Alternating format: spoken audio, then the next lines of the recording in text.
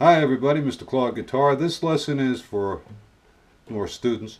This one we're talking about sixes, okay, which is the reverse of thirds. But don't worry about that. Okay, I'll tell you what. I'm going to do this in the key of E, and then I'll slip up to another key like G. Okay, the same rule applies. Except with sixes, the root is on the top. The one, the diatonic, whatever you guys want to call it. So E, F sharp, G sharp, A, B, C sharp, D sharp, E. Alright, and on the bottom, we're going to use the third. So it would be G sharp, A, B, C sharp, D sharp, E, F sharp, G sharp. And together, I'll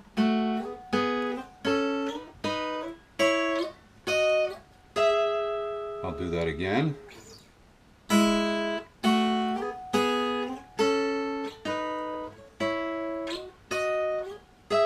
Now these things are used a lot, they truly are. Okay, and when you're doing climbs,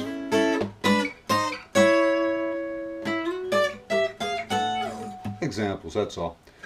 But learn it first, okay? So we'll start with the G sharps on the bottom now. We're putting the third of the scale on the bottom, and we're putting the one on the top.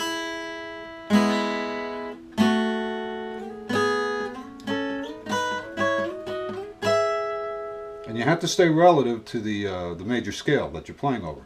Now there are more chords that you can lay underneath a thirds, and you can lay chords underneath sixes. They're not necessarily one chord, okay? I should do a video on that one too. So, but the rules are still the same. We're only using two shapes. We've got this one shape, second shape. Here's that first shape again. I'm tucking my fingers. I normally don't do that so you can see this. And then back to the second shape.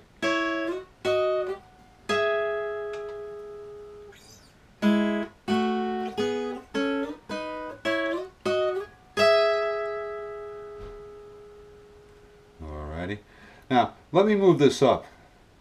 If you listen to the thirds, that lesson, you understand there's steps and half steps. It's a major scale, that's all it is. And there are chords that you can lay underneath these. Let me do it in G now. Some people just have the acoustic without the cutaway, you know, but most people have electrics. So I'll do one. This will be a lot easier to understand. Same principle. Here's a B, right? And here's a G. We're doing this in the key of G. All right, so there's that first shape. Alright, third fret, fourth fret on the G string. And I like to use that middle finger, keep it on one string, so all I have to do is alternate between my first and third finger. See, this shape is the same. Try to catch the pattern, that's the big thing.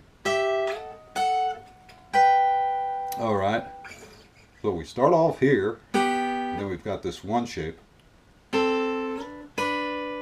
We use it two times, and we go back to the other shape. We use that two times, and then back to that second shape two times. Well, golly gee.